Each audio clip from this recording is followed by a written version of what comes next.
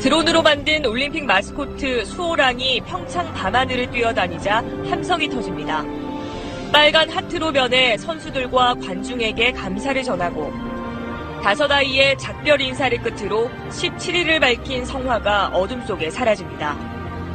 토마스 바흐 IOC 위원장은 평창이 동계올림픽의 새 지평을 열었다고 평가했습니다. You have shown how sport brings people together. I can truly say the Olympic Winter Games Pyeongchang 2018 are the games of new horizons. 외국 언론들의 호평도 이어졌습니다. 폐회식을 통해 한국이 기술 역량과 문화적 힘을 보여줬다고 보도하면서 이번 올림픽의 가장 큰 성과로 평화를 꼽았습니다. 적자가 날 거라는 우려와 달리 흥행에도 성공했습니다. 개폐회식 예산은 686억 원, 베이징 올림픽 10분의 1 수준으로 저비용, 고감동을 실현했습니다. 선수들의 선전으로 전체 입장권의 약 91%가 팔려 목표를 초과 달성했습니다. 적어도 균형 재정이 달성될 것으로 보고 있고 조금 더 욕심을 부리면 흑자 재정으로까지 갈 수 있지 않겠느냐. 남북 선수단은 폐회식에서 태극기와 인공기를 따로 들고 차례로 입장해 공동 입장했던 개회식과는 다른 모습으로 눈길을 끌었습니다. 어제 평창에서 북측 대표단을 만났을 때 문재인 대통령은 한반도 문제의 본질적 해결을 위해서라도 북미 대화가 조속히 열려야 한다면서 비핵화 필요성을 직접 거론했다고 청와대가 밝혔습니다. 구체적 로드맵도 제시했습니다. 핵과 미사일 동결 후 행동 대 행동 원칙에 따른 비핵화 진전을 제시한 걸로 보입니다. 협상 권한을 가진 통일전선부장이 상대인 만큼 전공법을 택한 겁니다. 다만 북측을 자극할 수 있어서 최종 단계인 핵 폐기까지는 직접 언급하지 않은 걸로 알려졌습니다. 핵은 남북 간 논의 대상이 아니라며 반발해온 평소 북측 태도와 달리 김영철은 진지하게 경청했습니다. 나아가 북미 대화를 할 충분한 용의가 있다며 자신들도 남북 관계와 북미 관계가 같이 발전해야 한다는데 동의한다고 밝혔습니다. 청와대 관계자는 한미 군사훈련에 대해서도 대화가 오갔다고 말해 북측의 훈련 중단 요구가 있었던 걸로 보입니다. 북한의 비핵화 의지를 촉구한 문 대통령은 미국을 향해서도 대화의 문턱을 낮출 필요가 있다며 북미가 하루빨리 마주하는 게 중요하다고 강조했습니다. 문 대통령은 조만간 트럼프 대통령과 전화통화를 갖고 본격적인 북미 대화 조율에 나설 걸로 보입니다. 청와대 주사파 물러가라! 물러가라! 물러가라! 물러가라! 자유한국당은 오늘은 청계광장으로 나가 김영철 박람 규탄 대회를 열었습니다. 이 자리에는 경찰 추산 10,000명이 모였습니다. 주최 측인 한국당은 20만 명이 모였다고 주장했습니다. SNS상에 보면 문재인 대통령을 국군 뒤통수권자라고 합니다. 국군 뒤통수권자가 살인범을 불러놓고 서로 짝짝꿍하고. 장애뿐 아니라 국회에서도 한국당의 거친 발언이 계속됐습니다. 이날 오전 국회의장과 여야 원내대표가 모인 자리에서였습니다. 야당 무시하고 정말 할복이라도 하고 싶은 제1야당 원내대표의 심정입니다. 임종석 청와대 비서실장이 출석하라는 야당 요청에 여당이 반대하면서 오늘 운영위는 열리지 않았고 국회 산자위는 한국당이 불참하면서 취소됐습니다. 아동수당법을 비롯한 민생법안 처리와 지방선거 관련 선거구 획정을 위한 공직선거법 개정이 시급하지만 오늘도 국회는 멈춰 있었습니다. 박근혜 정부 시절인 2014년 10월 판문점에서 남북 군사회담이 열렸습니다. 김영철이 당시 회담장에 나왔습니다. 당시 우리 측 대표로 회담장에 나가 김영철을 만났던 당국자들은 꺼려지는 인물이라는 점은 당시에도 마찬가지였지만 대화는 필요했다고 밝혔습니다. 당시에도 남북 관계가 긴장 국면이었지만 그렇다 하더라도 대화는 필요하다 그런 입장이었고 또 이번에도 상황은 비슷하다고 설명했습니다. 북한이 통장부장이고 대남 담당 비서고 남북 관계를 총괄하는 실무 책임자니까 그거를 우리가 현실을 부정하면은 대화 자체가 이제 앞으로 풀어나갈 수가 없는 거니까. 당시 회담에 참석했던 통일부 당국자 역시 전쟁 중에도 휴전을 하고 협상을 한다며 대화의 필요성을 강조했습니다. 이런 이유로 현 여권은 자유한국당이 같은 상황에서 입장을 바꿨다고 주장하고 있습니다. 이명박 정부 당시에도 이런 논란이 제기된 바 있습니다. 이명박 정부가 남북한 고위급 비밀 접촉을 하면서 천안함 사건과 관련해 사과처럼 보이는 절충안을 만들자고 먼저 북한에 제안했다고 북측이 폭로했던 겁니다. 북한은 김태효 당시 청와대 대외전략기획관 등이 돈봉투를 건넸다고도 주장했습니다. 이명박 정부가 이를 부인하자 2011년 5월 9일이라고 날짜를 특정하며 녹취록도 있다고 재차 반박하기도 했습니다. 예, 새로운 한 주가 시작됐습니다. 2월 26일이고요. 어제 바로 올림픽이 끝났습니다. 자, 정말 잘 끝난 올림픽을 우리가 박수를 좀 쳐서 환영을 좀 해야겠습니다. 사실 엄청 긴장했거든요. 예. 박수 가장 세게 치신 분, 야수님. 안녕하세요, 야수입니다. 네. 자, 명령님. 예, 올림픽에 직접 한 번도 못 가본 유명종입니다. 아, 진짜 아쉽다. 그건 진짜 아쉽다. 예, 장애인 올림픽이 있어요. 패럴림픽. 거기도 한번 가보는 경위가 있을 것 같아요. 아마 거기는 아마 티켓 판매에 있어갖고 굉장히 많이 고전하고 있을 거라고 보거든요. 맞습니다. 예. 다음에 마차님. 안녕하세요, 마차입니다. 예, 어서 오시고요. 자, 올림픽 잘 끝났는데 제가 하고 싶은 말이 있어요. 지난주에 방송할 때 특정 종교 팟캐스트를 들어서 우리 좋아요 이야기 했었잖아요. 아, 예. 그때 청취료 대신에 하트 눌러주세요 이렇게 부탁을 드렸건만 예. 종교 팟캐스트만큼도 못한 새가 날아든다의 아쉬움 이런 거예요. 아, 그래도 우리가 종교 방송은 아니니까 이해해야죠. 예. 저는 솔직히 말씀드리면은 순위는 사실 별로 신경 안 써요. 5년째 방송하고 있는데 우리가 방송 내용이 떨어지면 순위가 떨어지는 거고, 그리고 또 팟캐스트라는 게 제목 싸움이라는 것도 있어요. 제목이 좀 세다 그러면 클릭해보는 것도 있고, 그래서 기대랄까? 욕심은 없어요. 제가 오죽했으면 그런 표현 쓰잖아요. 들을 게 없을 때 듣는 방송. 근데 저는 그게 만족합니다. 들을 게 없을 때 가장 먼저 우리한테 손이 간다는 거 저는 굉장히 감사하다는 말씀드리고 싶은데, 문제는 순위는 별로 신경 안 쓰고 우리 위에는 넘사벽이 있잖아요. 김어준, 김용민을 넘어서고 싶은 욕심이 없습니다. 개인적인 욕심이 없는데 제가 정말로 기대하는 건 하트 숫자예요. 근데 그 하트 숫자가 지난주에 그렇게 부탁을 드렸지만 3,300명 정도가 하트 찍어주시는. 그래도 3,000명이 넘는 거는 희귀한 일이잖아요. 희귀한 일이긴 한데 사실 청취자들의 1%도 찍지 않는다는 거예요, 문제는. 그런데 음모론을 제기해보면 이 팟빵이 일부러 조치를 취하지 않는다는 그런 음모론을 제기해봅니다. 이게 안드로이드 폰에서 하트를 누르고 듣다가 다시 한번 켜보면은 사라져 있어요. 그래서 또 누르잖아요. 그래서 다시 끄고 계속 듣다가 다시 켜보면은 또 하트 누른 게 사라져 있어.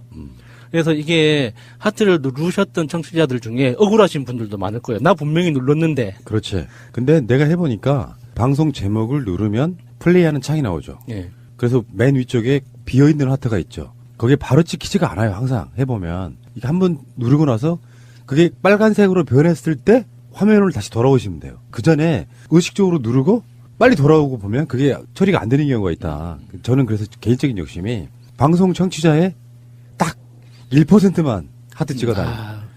저는 그게 굉장히 힘이 나거든요.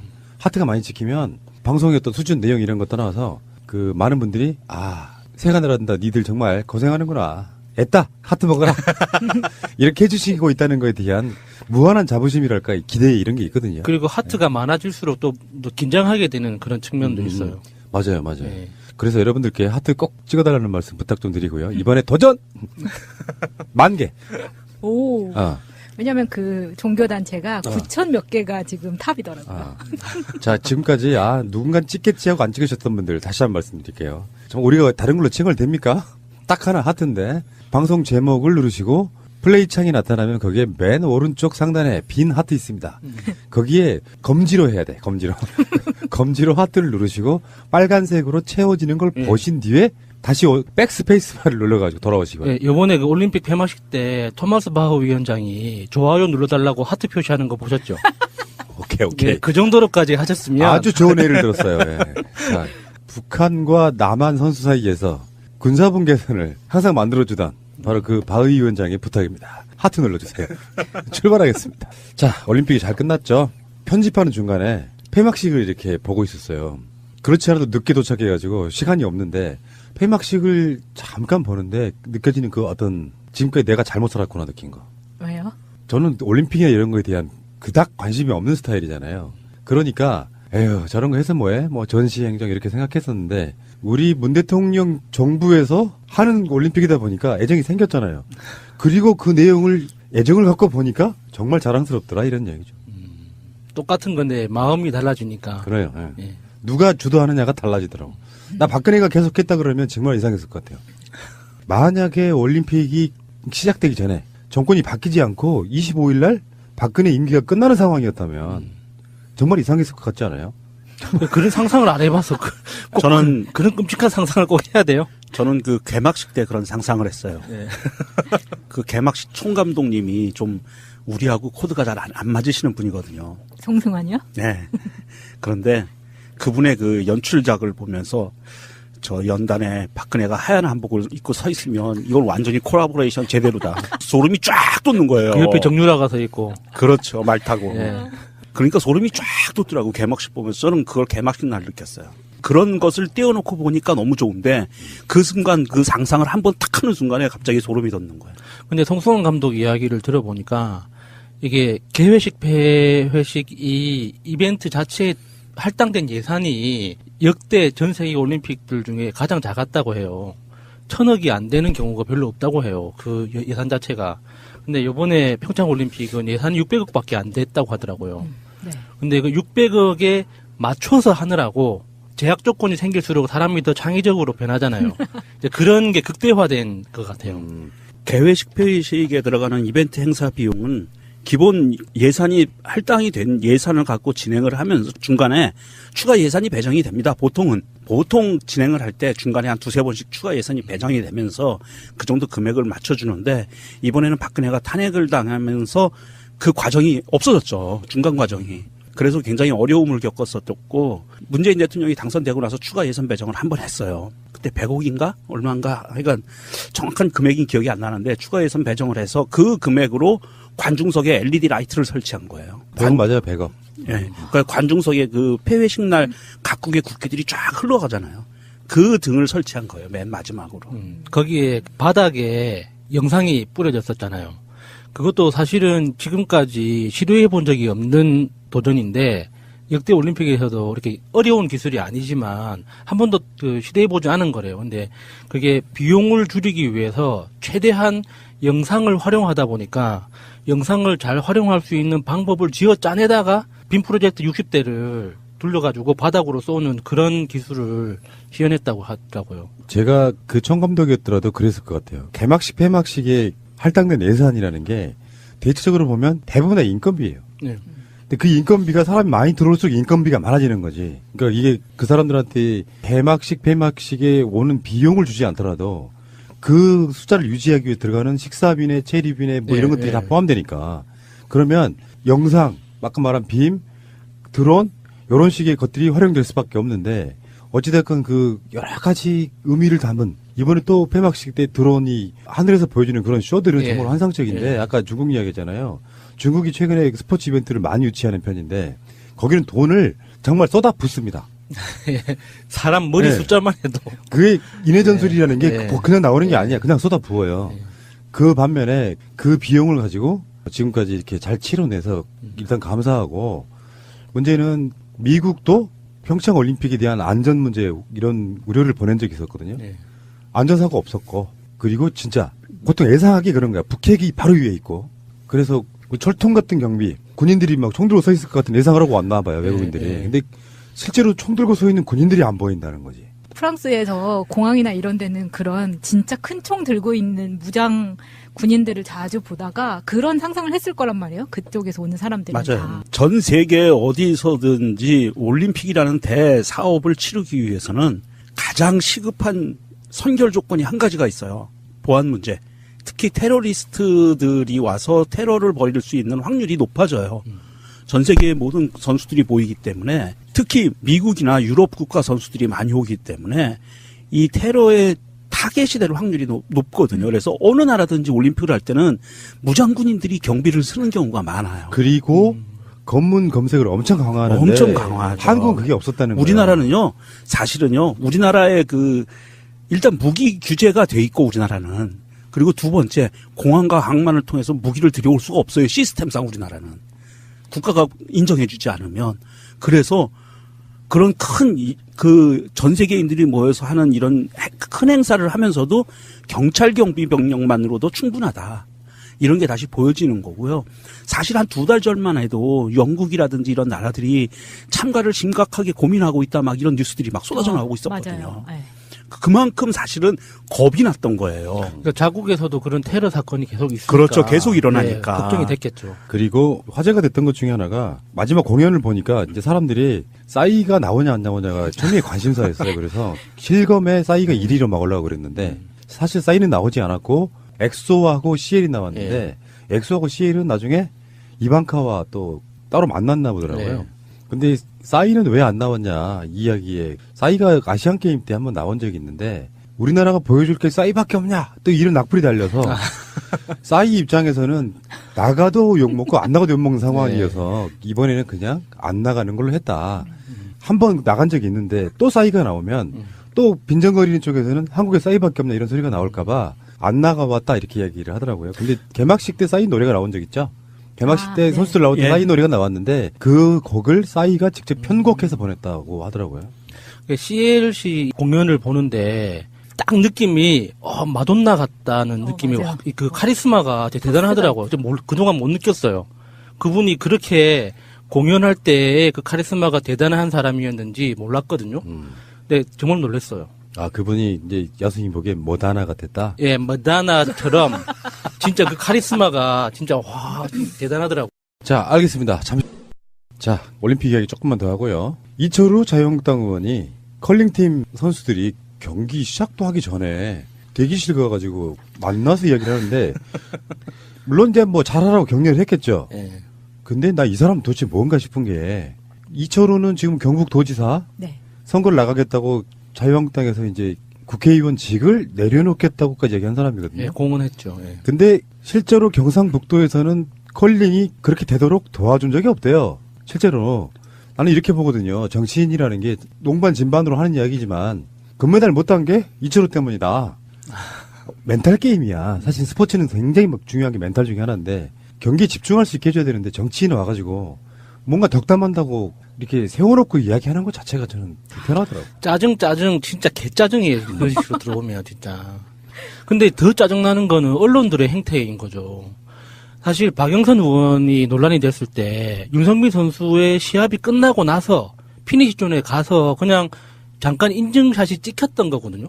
일부러 찍은 것도 아닌 것 같아요. 사진을 보면. 그런데 이거 이철우는 이게 시합도 다 끝나지도 않았는데 들어가가지고 뻘짓을 했음에도 불구하고 다시 포탈에도 안 나오고 어디에도 다루지를 않아요. 너무 목적이 보이는 숟가락 네. 얹기였어요. 분명히 이제 성공범으로 등장합니다. 평창올림픽 컬링팀. 내가 많이 도와줬어. 이거죠. 근데 그런 식으로 가지 마시고요. 여러분들 진짜. 그 올림픽 키 반납한 사람이 누군지 아세요? 평창 군수죠. 그렇죠. 그러니까 그 평창이라고 하는 지역이 이게 조금 더 디테일한 얘기를 하자면 월드컵은요 국가가 유치하는 거고요. 그래서 2002년 코리아 저팬 월드컵이라고 하죠. 예. 올림픽은 도시가 유치하는 거예요. 평창이란 이름이 걸려 있는 그래서 평창 군수가 반납하게 되는 그렇게 되는 거고 88은 뭐였죠? 서울? 그렇죠. 세울. 서울이라고 하는 도시가 유치한 거죠. 예. 그래서 강원도 분들이 사실은 그런 거잖아. 보통 우리나라 월드컵이라는 게 올림픽이라는 게 아시안 게임이라는 게 대략 보면 서울 아니면 부산이거나 대체적으로 서울 중심으로 가잖아요. 예. 근데 이번 올림픽은 강원도라고 하는 지자체가 사실은 주도해서 해낸 거죠. 국가적으로 같이 하긴 했지만 강원도 도민들한테도 우리가 박수 한번 드려야 됩니다. 그리고 강원도민들 정말 복 받은 것 같아요. 이번에 그 올림픽 기간 동안 딱 이틀 이 날씨가 좋았다잖아요. 개회식과 그 폐회식 하는 날. 문재인 대통령 지하에서는 하늘이 뭔가가 막 도와. 이따가 다시 이야기가 나오겠습니다만 천안은 뭔가도 양심선 하나 나올 거야. 강원도민들 10만 명이 자원봉사자와 응원단 등으로 힘을 보탰다라고 합니다. 그런데 이제 강원도라고 하는 공간이 산악지대가 많고 그래서 교통이라든지 이런 문제가 오개티로 남았다 그러는데 그건 어쩔 수가 없는 것 같고요. 강원도의 인구가 전체 150만 중에 10만 정도가 우리 하트 이야기하고 똑같은 거예요, 지금. 150만 중에 10만이 지금 응원단과 자원봉사자로 활동했으니까. 그 10% 가까운 분들이 고생하셨네요. 사실 이 동계올림픽과 일반 하계올림픽도 비슷하기는 한데요. 동계올림픽에서 특히나 이 교통 문제를 딴지 걸고 넘어가는 거는 아주 비상식적이에요. 교통은 당연히 불편할 수밖에 없습니다. 아까 얘기한 것 같이 산악 지역에서 열리고요. 추운 곳에서 해야 되는 곳이고 그러다 보니까 지리적인 한계가 있고 또 그런 걸 좋아하는 사람들이 거기에 모이는 거죠. 그렇죠. 그렇기 때문에 교통이 불편하다는 건 당연히 공항과 메인이 되는 메인스트림 공항과 수도권과 멀리 떨어져 있을 수밖에 없는 것이고 개최지 자체가. 그리고 또 하나 통역이 불편했다. 당연히 영어권 나라 아니면 통역이 불편할 수밖에 없어요. 그거는 어느 나라 가든지 똑같아요. 그거는 불평하면 안 되고 우리 스스로도 통역에 문제가 있어서 아닙니다. 그 정도면 잘한 거예요. 그냥 한국말만 하면 자기들이 통역을 데리고 왔어야 되는데 그걸 도와준 거니까 우리가 그건 잘했다고 봐야 되고요. 이 두 가지 오게티라고 하는데 오게티도 아닙니다. 이건 정상적인 거고요. 그러니까 오게티라고 하는 거지. 막 대단한 결점이 아니고 T라고 하는 거지. 그러니까 요거는 받아들인 사람들이 예를 들어서 KTX를 타고 서울에서 평창이나 강릉 가는데 입석이 너무 많아서 좌석이 없어 이런 불편함 다 좋을 수는 없는 거니까 다 좋으면 그건 사람이 아니고 신이라니까. 아니 다 좋을 수가 없죠. 우리가 좋아하는 공연을 보러 가도 줄을 서야 되고 입장할 때 막 불편하고 퇴장할 때 불편하고 이런 당연히 겪는 건데 그것까지 오게티라고 하면 억울해. 그리고 이제 관광 오시는 분들은 나름 준비도 좀 해오셔야죠. 사전 조사를 충분히 하고 와야죠. 예, 알겠습니다. 오늘은 트레이닝복 대신 붉은색 코트를 갖춰 입었습니다. 그동안 미소를 지우지 않았던 얼굴에는 아쉬움이 묻어납니다. 함께 돌아가는 선수단과 기자단의 얼굴도 마찬가지입니다. 한 핏줄을 입고 사는데 이렇게 갈라져 산다는 게 얼마나 가슴 아픈지 모르겠다고. 한반도 모형 위엔 소망을 남겼습니다. 항의를 지향하는 마음은 영원히 변하지 않을 것이며 지난 7일 판문점을 넘을 때만 해도 우리 국민들의 시선은 기대 반, 우려 반이었습니다. 하지만 응원단은 과거보다 한결 유연해진 모습으로 우려를 지워나갔습니다. 바다와 공원으로 나들이를 나섰고 우리나라는 아무 데 가나 다 아름답습니다. 정말 기분 좋습니다. 가는 곳마다 예정에 없던 깜짝 공연도 7차례나 펼쳤습니다. 우리 선수들의 경기도 적극 응원했습니다. 시민들도 따뜻하게 환영했습니다. 너무 감격스럽고요. 꼭 이렇게 통일이 된 것 같은 그런 느낌이 드는 게 북한 측은 다음 달 9일 열리는 패럴림픽에도 150명 규모의 선수단과 응원단을 파견할 계획입니다. 자, 그리고 북한의 응원단들 정말 시작할 때부터 내려와가지고 지금까지 경기장만 응원한 게 아니더라고요. 평창 말고 다른 지역에 가서 인제였던가 아마 그런데 가가지고 공연도 하고 막 그랬어요. 응원 일정이 없는 날. 그 응원단들이 와서 무슨 군 어디 광장 같은 데 가서 맛있게 공연하고 거기에 박수 받고 그러면서 그 응원단들이 일정이 끝나서 올라갔고 그리고 아이스하키 공동팀도 올라가는데 그 헤어지는데 표정들 보고 막 우는데요. 마음이 되게 아프더라고. 언제 다시 만날 줄 모르는 거 아니에요. 그 논란이 있었지만 사실 그 내부적으로는 굉장히 아름다운 감동들이 있었습니다. 사실 이게 같이 운동하면서 몸으로 부딪히고 같이 땀 흘린 사람들끼리의 그 끈적끈적한 감정이 있어요. 시간과 상관없이.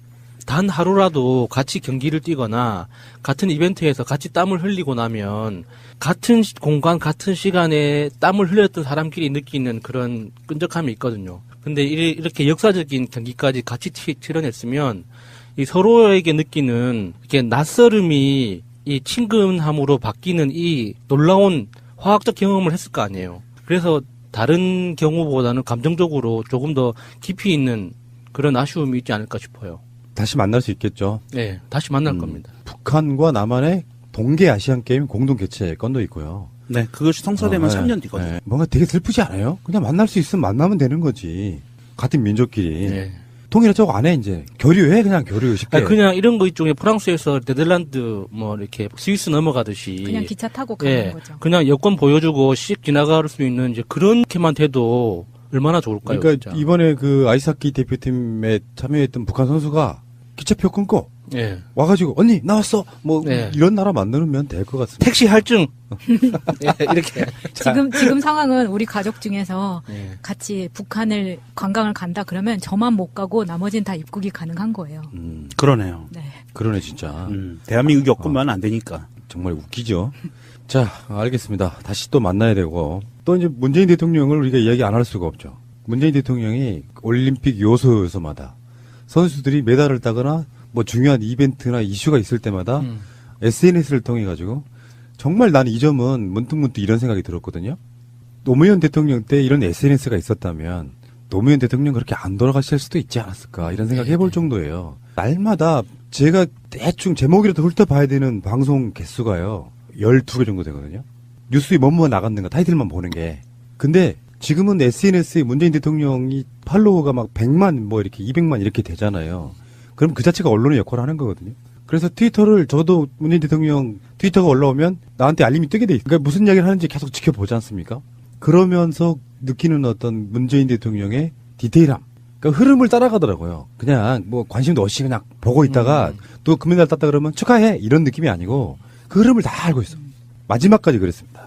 한 걸음 차이로 시상대에 오르지 못한 국가대표 선수 여러분, 묵묵히 함께 구슬땀을 흘려온 코칭 스태프 여러분께도 특별한 감사의 인사를 드립니다. 국민 모두가 여러분의 손을 잡고 올림픽이라는 큰 산에 오를 수 있었습니다. 또 도전합시다. 응원은 계속될 것입니다. 문재인 대통령도 고생하셨습니다. 올림픽 같이 중계한 거예요. 캐스터지. 문재인 캐스터. 얼마나 마음 졸였을까요? 사실 이번 올림픽을 치르면서 가장 고생한 사람이 문재인 대통령이에요.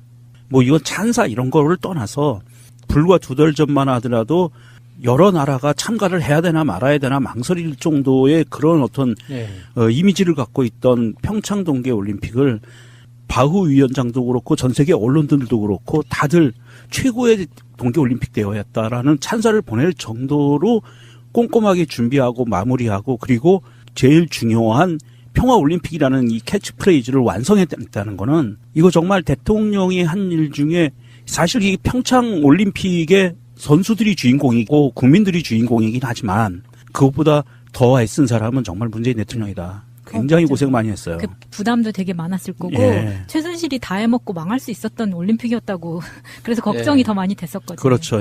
알겠습니다. 올림픽 국민 모두가 수고하셨습니다. 자, 지금부터는 김영철 박남과 자유한국당의 작태 말씀드리고 싶어요. 작태란 표현은 내가 쓴 표현이 아닙니다. 백혜련 민주당 대변인이 쓴 표현이에요. 이 분노를 표출하기 위해서는 마차님의 목소리는 안 됩니다. 김영철 북한노동당 중앙위 부위원장 겸 통일전선부장 저지 통일대교 농성에 대해 국제적 망신이고 국민이 분노한다. 도로에 들어눕기 전에 과거 자신들의 행태에 대해 국민 앞에 설명부터 하라.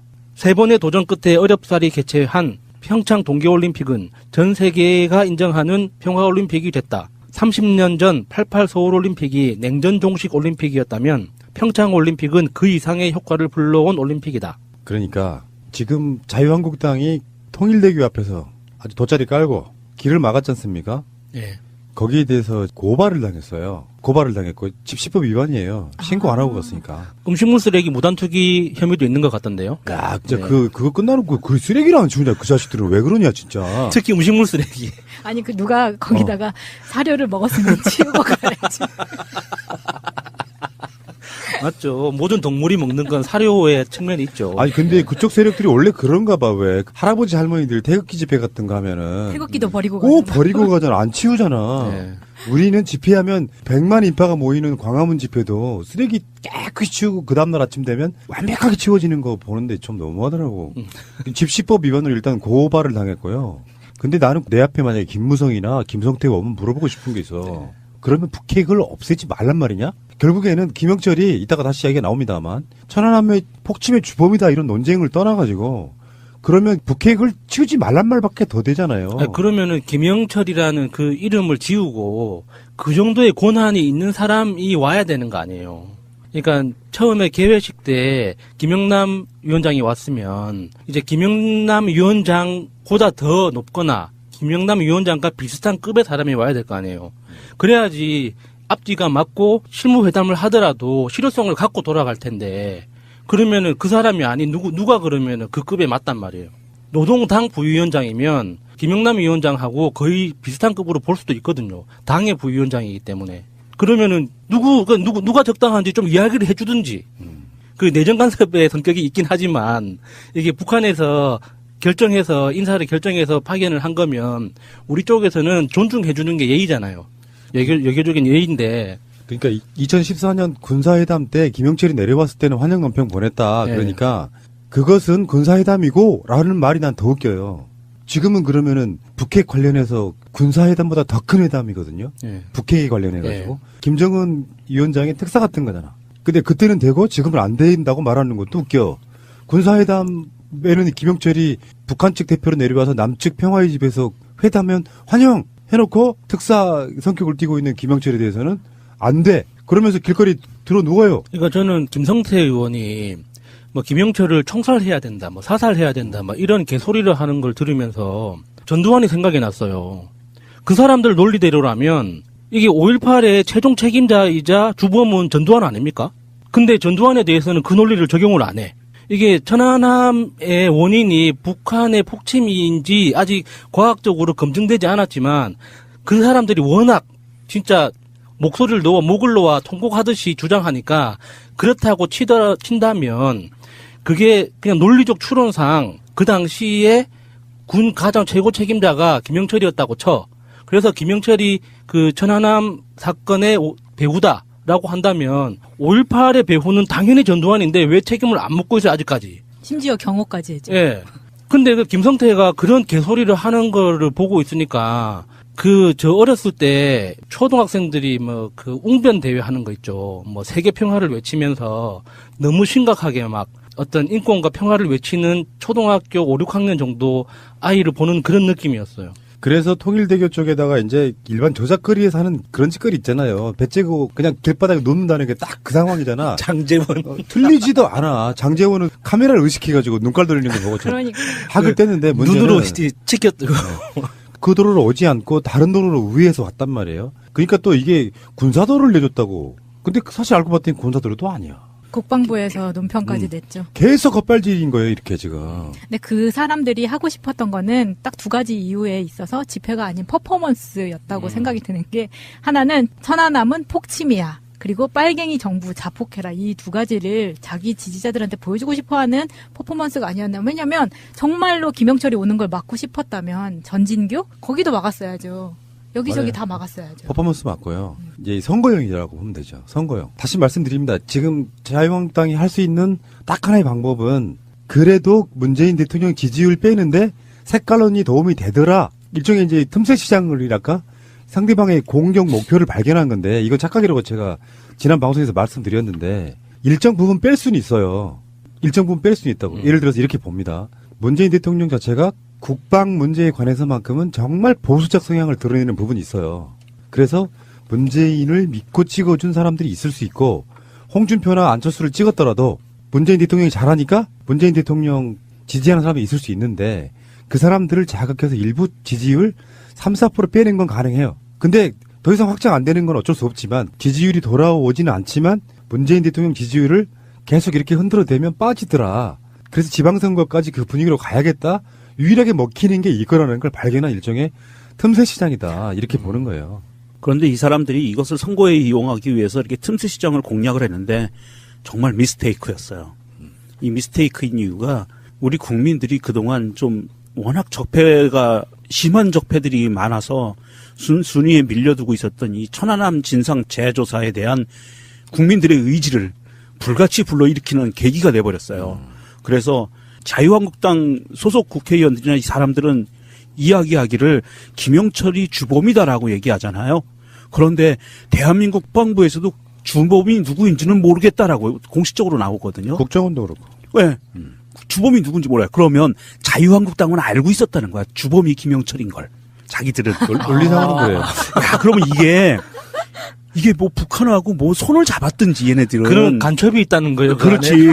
그거 아니면 국가적인 차원에서 나오는 모든 정보를 자기들이 가로채고 온 국민에게 국정원 국방부에게 안 알려줬다. 이 결과밖에 안 되거든요.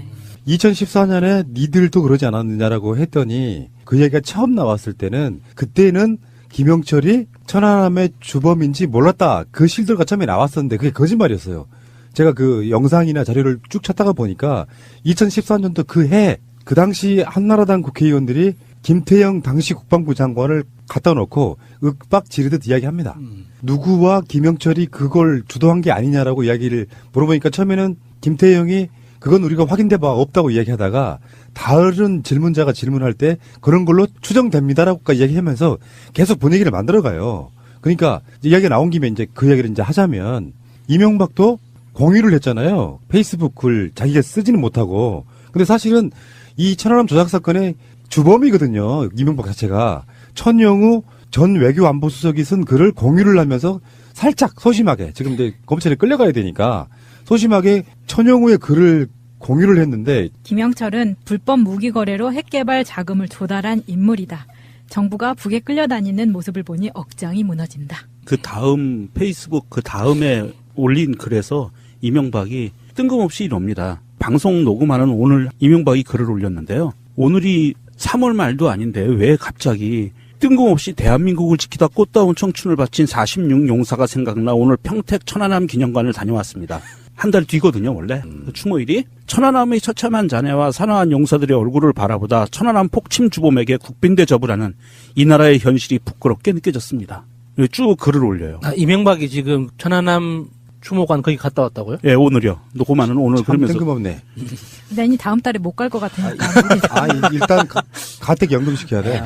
이게 그러니까 이 이명박은 원래 이게 한 달 뒤에 가야 되는 상황을 그날 가야 되는데 이걸 지금 김영철 이슈화가 되니까 지금 가는 거예요.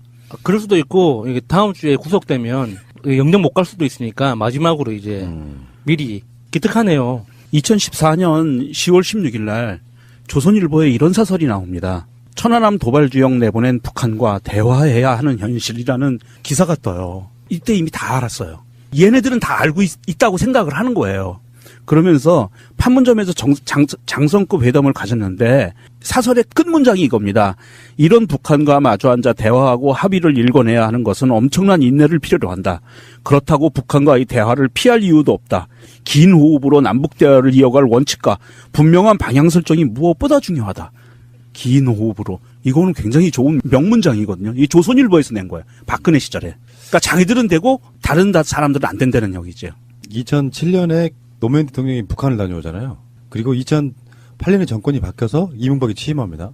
그리고 북한이 천안함을 포기해야 될 이유가 흐름상 단 한 가지도 없었다는 것이 일단 그 시작이고, 나는 신상철님의 진짜 중요한 워딩 딱 하나라고 봐요. 우리가 이게 프레임 싸움이라고 이야기하잖아요. 그 프레임 싸움에서 폭침의 주범이 김영철인지 아닌지 논란이 되면 안 돼요. 천안함 사건에는 폭침이 없었습니다. 폭침이란 표현은 폭발시켜서 침몰시켰다 뜻이니까 다른 말로 말하면 폭발 자체가 없었다. 폭발이 일어났다는 흔적이 없었는데 폭침의 주범이 어딨어. 폭침이 없었는데. 그러니까 그 당시에 김영철이네 누구네 그 주범이 누구냐가 문제가 아니라 가장 핵심은 천안함에서는 폭발이라는 증거가 단 한 가지도 안 나왔는데. 그러니까 사고의 원인을 정확하게 밝히는 게 제일 먼저. 맞습니다. 그러니까 그게 가장 중요하다고 보는데, 그래서 2011년 6월 1일 날 나온 기사가 지금도 회자되고 있지 않습니까? 일종의 성지 같은 거예요. 통일부 김천식 통일정책실장, 국가정보원 홍창화 국장, 청와대 김태효 대외전략비서관.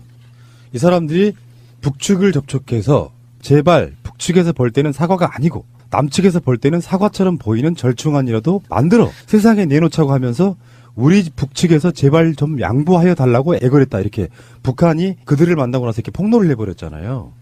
그러니까 애걸했다고 하는 북한 측의 보도는 과장이라고 하더라도 북측에서 볼 때는 사과가 아니고 남측에서 볼 때는 사과처럼 보이는 절충안이라는 이 말은 북한에서 만들어내기에는 좀 너무 디테일하잖아요. 그러니까 이거는 그때 김태효 비서관을 비롯한 그 사람들이 제안한 말일 가능성이 높죠. 너무 창의적이지 않습니까?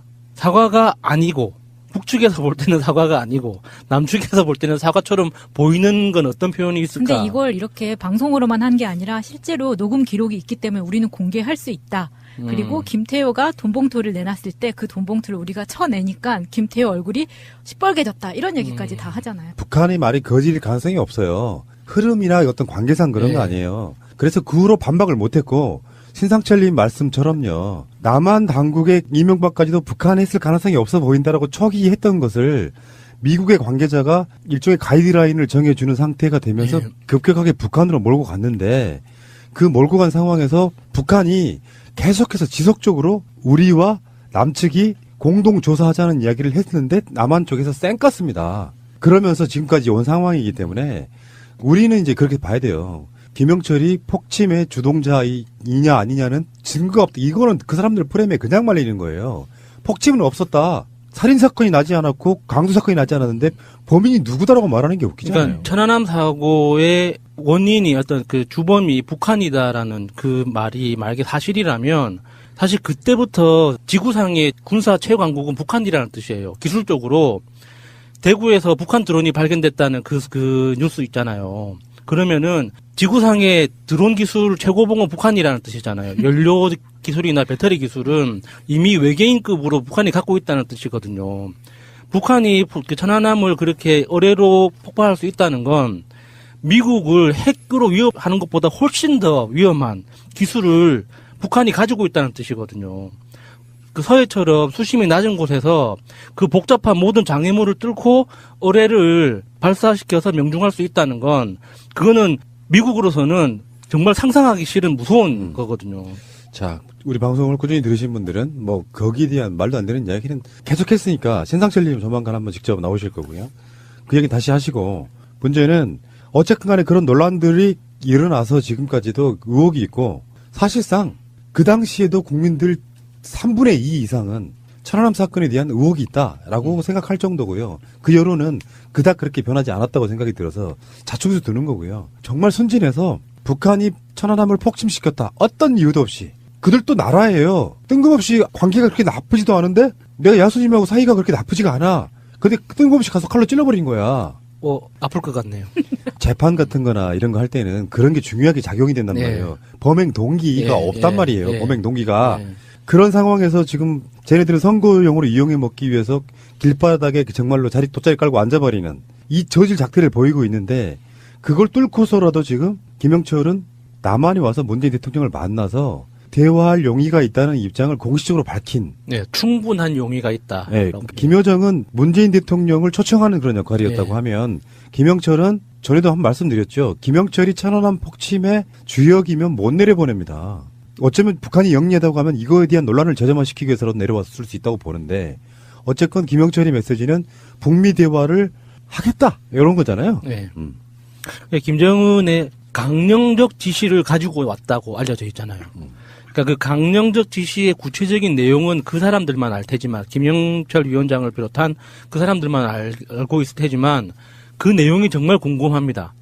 그 강령적 지시라는 건 구체적으로 어느 지점까지 다다를 때까지 계속 임무를 수행하라는 거잖아요. 그럼 그게 실제로 협상 테이블이 개시되는 그 지점까지인 건지 안 그러면은 이 관계가 완전히 녹아서 소통할 수 있고 무역이 시작되는 이제 그 단계까지를 김정은 위원장이 지시를 한 건지 너무 궁금해. 그게.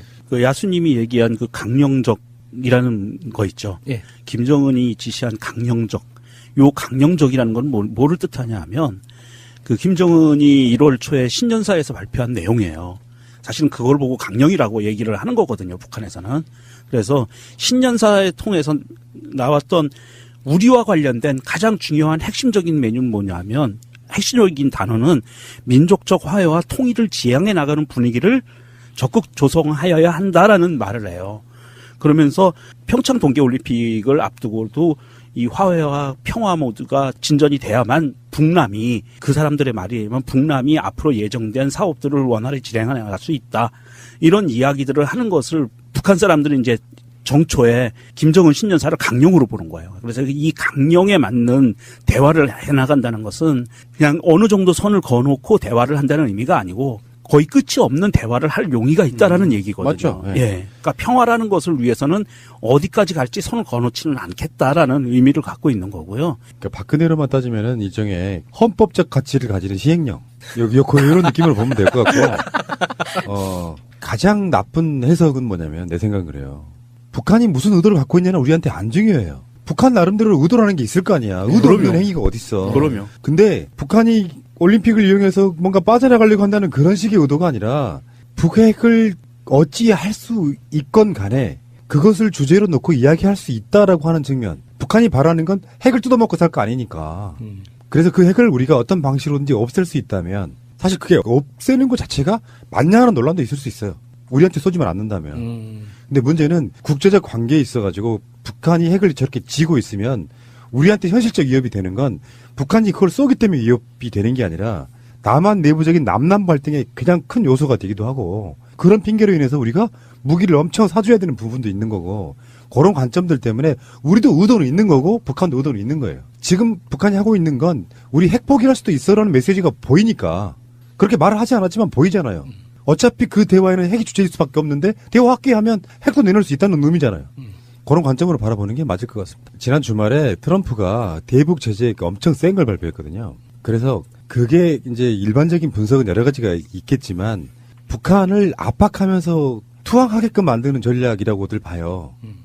니들과 대화하지 않을 거야가 아니고 대화에서의 주도권을 확보하기 위해서 먼저 센 걸 치고 나가는 거예요. 근데 이제 언론들은 이제 이간질 좋아하는 언론들은 트럼프는 북한과 대화 안 해라고 말했다가 아니라 더 세게 2차 제재, 3차 제재 하면서 들고 나올 이야기를 미리 선수치는 협상의 기술을 발휘하고 있는데 김영철이 와서 문 대통령 만났죠.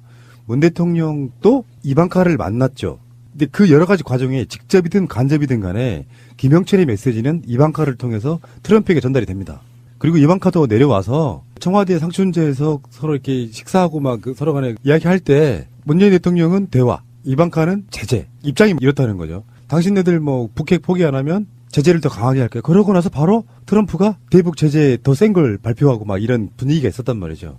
그러니까 주도권 잡기 위해서 그렇게 하는 겁니다. 주도권 잡기 위해서. 문재인 대통령이 김영철 부위원장한테 비핵화의 방법론까지 언급을 했다. 이런 식의 보도가 나오고 있어요. 백브리핑에서 공식적인 브리핑이 아니라 백브리핑에서 나온 자료인데 백브리핑에서 왜 이런 이야기를 공식적인 브리핑 시간에 하지 않았느냐 그랬더니 이 사안들이 너무 예민하고 민감한 사안이기 때문에 함부로 발표할 수 없었다라고 하면서 백브리핑에서 얘기를 했다는 거는 본 브리핑과 백브리핑 사이에 그 텀 사이에 뭔가 남북 미 중과 뭔가 또 이게 여러 가지 협의들이 들어갔던 것 같아요.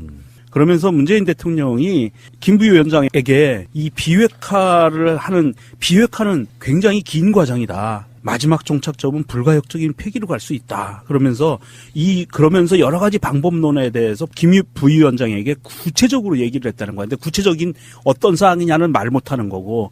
그러면 구체적으로 그렇게 제안을 했을 때 응답이 있었느냐 그랬더니 그 부분도 말할 수 없다. 예민한 부분이다라고 얘기 나오는 거 보니까 굉장한 진전이 있었던 것 같아요. 자, 제가 한 말이 저는 맞다고 생각해요. 전주에서 말했던 거. 의제는 이미 설정이 된단 말이죠. 그러니까 김정은 위원장의 입장에서는 전에 제가 그런 표현 썼잖아요. 포괄적 의미에서. 네. 어떤 것도 포기할 수 있다라는 뉘앙스만 주면 의제를 설정하거나 뭔가 대화를 함에 있어서는 뜬금없이 김영철을 만났는데 문재인 대통령이 핵 이야기를 대뜸 꺼내는 것도 무리한 거잖아요. 네. 북한이 갖고 있는 일종의 존엄 같은 건데 그런 얘기 할 수 있습니다라고 서로 간에 의제가 양해된 상태에서 대화를 나눴다고 보면 비공개라고 이야기하는데 안 봐도 보이지 않아요? 그렇죠. 미국이 제재 풀어주고 서로 간에 평화협정 맺고 불가침 조약만 맺으면 우리 핵 포기할 수 있어. 네, 그렇죠. 그거라고 보이지 않습니까? 그러니까 사실 북한 입장에서는요.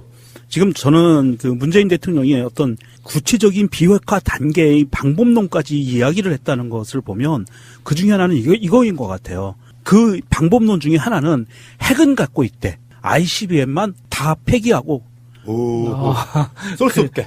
그렇죠. 그러니까 핵을 갖고 있다는 건 핵무력을 갖고 있다는 건 투발 능력을 보유하고 있을 때 가능한 얘기예요. 전폭기에 실어서 떨어뜨리거나 미사일을 쏘거나. 가방 사주고 밖에 못 나가게 하는 거는 그렇죠. 명품 가방 사주고.